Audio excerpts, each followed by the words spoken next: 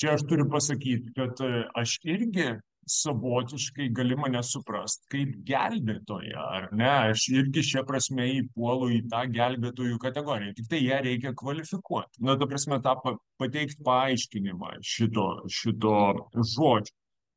Tai man atrodo, tai, kad žmonės ateina į politiką vedini kažkokio įsivaizdavimo apie, pavyzdžiui, esminę visuomenės problemą, į kurią jie siūlo atkreipti dėmesį ir kurią jie siūlo spręsti, nėra blogas dalykas. Iš tikrųjų, aš pats į politiką ateinu matydamas vieną didelę problemą.